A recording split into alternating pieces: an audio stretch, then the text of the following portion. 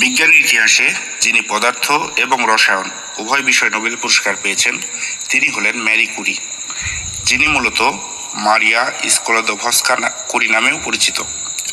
আজ আমরা জানব এই বিখ্যাত বিজ্ঞানী ম্যারি কুরি সম্পর্কে। ম্যারি কুরি ছিলেন বিজ্ঞান জগতের ইতিহাসে এক অনন্য সাধারণ নাম।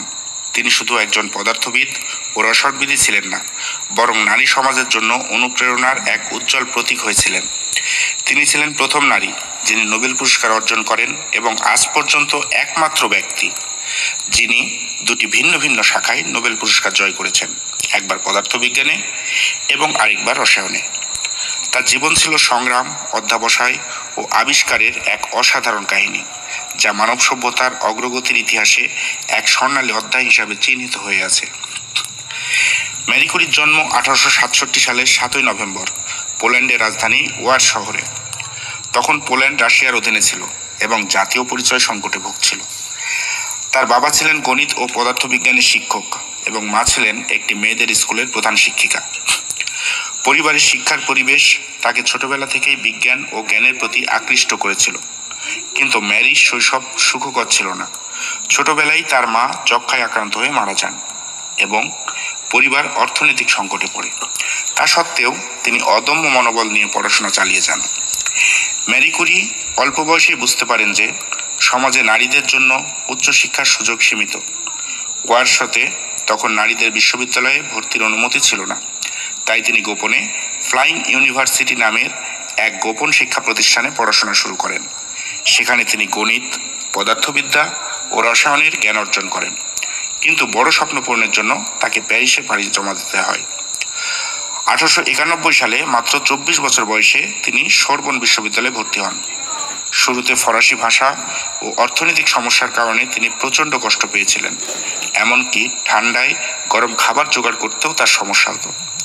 কিন্তু তিনি অবিশ্বাস্য শ্রম, ধৈর্য ও মেধার মাধ্যমে সোরবনে পদার্থবিদ্যা ও গণিতের সর্বোচ্চ সাফল্য অর্জন করেন।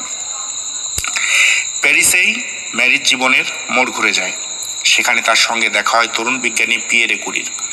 দুজনের চিন্তাভাবনা, গবেষণার আগ্রহ এবং একে অপরের প্রতি শ্রদ্ধা ধীরে ধীরে ভালোবাসায় রূপ নেয়। 1895 সালে তারা বিবাহ বন্ধনে আবদ্ধ হন এবং একসঙ্গে বৈজ্ঞানিক গবেষণায় মনোনিবেশ করেন। পিয়েরে ও ম্যারি কুরি একসঙ্গে এমন এক গবেষণায় হাত দেন যা পুরো বিজ্ঞানের ইতিহাস বদলে দেয়। 1896 সালে ফরাসি পদার্থবিদ হেনরি বেকরেল ইউরেনিয়ামের এক বিশেষ বৈশিষ্ট্য আবিষ্কার করেন। এটি স্বতঃস্ফূর্তভাবে অদ্ভুত এক ধরনের অদৃশ্য রশ্মি নির্গত করে। এই আবিষ্কার ম্যারির মনে প্রবল কৌতূহল সৃষ্টি করে। তিনি ও তার স্বামী পিয়েরে কুরি ইউরেনিয়ামের যৌগ নিয়ে গবেষণা শুরু করেন। দীর্ঘদিনের গবেষণার পর তারা 1898 সালে প্রথম এক নতুন মৌল আবিষ্কার করেন, যার নাম দেন পোলোনিয়াম, নিজের জন্মভূমি পোল্যান্ডের নামে। একই বছর তারা আরেকটি মৌল আবিষ্কার করেন, যার নাম দেন রেডিয়াম। এই মৌলগুলির বিকিরণ শক্তি ছিল অত্যন্ত প্রবল এবং বৈজ্ঞানিক গবেষণায় বিপ্লব ঘটায়। রেডিয়াম ও পোলোনিয়ামের আবিষ্কার শুধু বিজ্ঞানের ইতিহাসে নয়, চিকিৎসা বিজ্ঞানের ইতিহাসেও এক যুগান্তকারী ঘটনা ছিল। এর মাধ্যমে প্রথমবারের মতো রেডিয়েশন ব্যবহার করে ক্যান্সারের মতো মারাত্মক রোগের চিকিৎসার পথ উন্মুক্ত হয়। যদিও তখন এর ক্ষতিকর প্রভাব সম্পর্কে বিজ্ঞানীরা সচেতন ছিলেন না, তাই ম্যারি ও পিয়েরে কুরি দীর্ঘদিন ধরে রেডিয়েশনের সংস্পর্শে থেকে স্বাস্থ্য ঝুঁকিতে পড়েন। 1903 সালে পিয়েরে কুরি, ম্যারি কুরি এবং হেনরি বেকরেল একসঙ্গে পদার্থবিজ্ঞানে নোবেল পুরস্কার লাভ করেন। এটাই ছিল প্রথমবার কোনো নারী নোবেল জয় করার ইতিহাস। কিন্তু এর মাত্র 3 বছরের মাথায় 1906 সালে এক দুর্ঘটনায় পিয়েরে কুরি মারা যান। এ মৃত্যু ম্যারির জীবনে এক গভীর আঘাত আনে। তিনি একা 2 মেয়েকে বড় করার দায়িত্ব নেন এবং একই সঙ্গে গবেষণার কাজ চালিয়ে যান। পিয়েরের মৃত্যুর পরও ম্যারি হার মানেননি, বরং তিনি সোরবন বিশ্ববিদ্যালয়ে প্রথম নারী অধ্যাপক হিসাবে পদার্থবিদ্যা পড়ানো শুরু করেন। গবেষণাতেও তিনি অগ্রসর হতে থাকেন। 1911 সালে তিনি আবারও এককভাবে রসায়নে নোবেল পুরস্কার অর্জন করেন, রেডিয়াম ও পোলোনিয়ামের আবিষ্কার এবং তাদের বৈশিষ্ট্য নির্ধারণের জন্য। এভাবে তিনি একমাত্র ব্যক্তি যিনি দুটি ভিন্ন শাস্ত্রে নোবেল পুরস্কার জেতেন।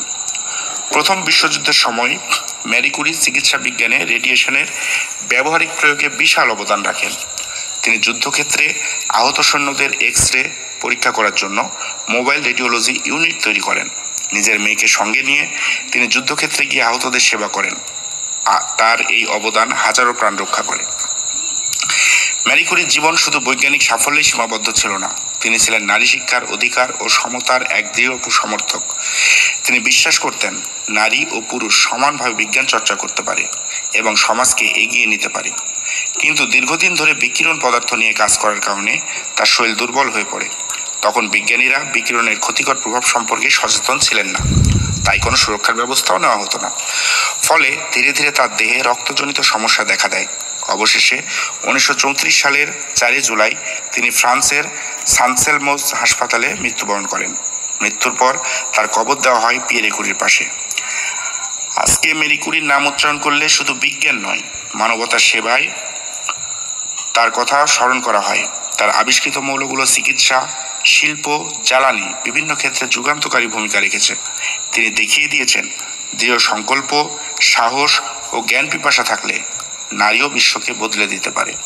তার উত্তরাধিকার শুধু নোবেল পুরস্কার বা বৈজ্ঞানিক আবিষ্কারেই সীমাবদ্ধ নয়, তিনি ছিলেন এক অদম্য নারী, যিনি প্রতিকূলতা ভেঙে ইতিহাসে নিজের নাম খোদাই করেছেন।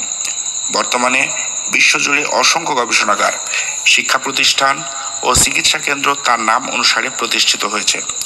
এমনকি রেডিও অ্যাক্টিভিটির আধুনিক গবেষণায়ও তার হাতে গড়া ভিত্তির ওপর দাঁড়িয়ে আছে। তিনি 1934 সালের 4 জুলাই 36 বছর বয়সে ফ্রান্সে মারা যান। সব মিলিয়ে ম্যারি কুরি ছিলেন মানব সভ্যতার অন্যতম শ্রেষ্ঠ বিজ্ঞানী। তিনি ছিলেন নারীর ক্ষমতায়নের অগ্রদূত, যিনি দেখিয়ে গেছেন লিঙ্গ কোনো প্রতিবন্ধকতা নয়, বরং প্রতিভা ও অধ্যবসায়ই আসল শক্তি। তার জীবন থেকে শিক্ষা নেওয়া যায় যে জ্ঞানার্জনের পথে কখনো হাল ছেড়ে দেওয়া উচিত নয়, কারণ প্রতিটি গবেষণা মানবতার কল্যাণে নতুন আলো জ্বালাতে পারে। ভিডিও শেষে একটি গুরুত্বপূর্ণ প্রশ্ন। মেরি কুরি যদিও তেজস্ক্রিয়তা নিয়ে গবেষণার জন্যই নোবেল পুরস্কার পান, কিন্তু তিনি তেজস্ক্রিয়তা আবিষ্কারক নন। বলতে হবে তেজস্ক্রিয়তার আবিষ্কারক কে?